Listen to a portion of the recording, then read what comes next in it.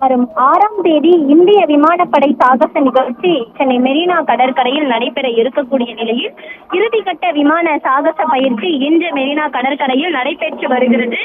இந்திய விமானப்படையானது ஒவ்வொரு ஆண்டும் ஆண்டு விழாவை கொண்டாடி வருகிறது. அதன் அடிப்படையில் இந்த ஆண்டு சென்னையில் வைத்து இந்திய விமானப்படையின் ஆண்டு விழா கொண்டாடப்பட இருக்கிறது. இந்த ஆண்டு பாரதிய வாயு சேனா என்ற தீமின் கீழ் ஆற்றல், சக்தி ஆகியவற்றை பறைசாற்றும் வகையில் இந்திய விமானப்படை ஆண்டு விழா கொண்டாட்டங்களானது அக்டோபர் 6ஆம் தேதி நடைபெற இருக்கிறது. இந்த சாகச நிகழ்ச்சிக்காக சென்னையில் இருக்கக்கூடிய 22 விமானப்படை விமானங்கள் பயன்படுத்தப்பட இருக்கின்றன. பெண் விமானிகள் உட்பட 100க்கும் மேற்பட்ட விமானிகள் விமானங்களை இயக்க உள்ளனர். இந்த விமானப்படை விமானங்கள் சென்னை வான்வெளியில் பறந்து பல்வேறு விதமான சாகசங்களை செய்ய இருக்கின்றன. குறிப்பாக ஆகாஷ் கங்கா, சூரியகிரன், சரங்க ஹெலிகாப்டர், டிஸ்பிளே அது என மொத்தம் 3 குழுக்களாக இந்த விமானப்படை பிரிக்கப்பட்டிருக்கிறது.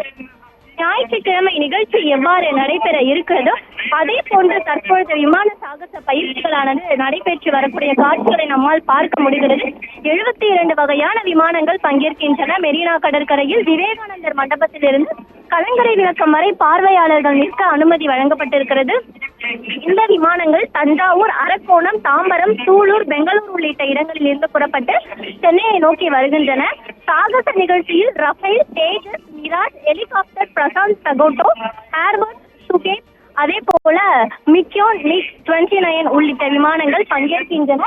இந்த இறுதிக்கட்ட அந்த ஒத்திகை நிகழ்ச்சியானது நடைபெறக்கூடிய நிலையில் ஏராளமான பார்வையாளர்கள் தற்பொழுது இந்த விமான சாகசத்தை கண்டு வருகின்றனர். விமானங்கள் பறக்கக்கூடிய அந்த காட்சிகளை பார்க்கும் பொழுது பார்வையாளர்கள் மிகவும் உற்சாகமுடனும் ஆரவாரத்துடனும் இந்த விமான சாகச நிகழ்ச்சிக்கான இறுதிக்கட்ட ஒத்திகை நிகழ்ச்சியை பார்த்து வருவதை நம்மால் காண முடிகிறது.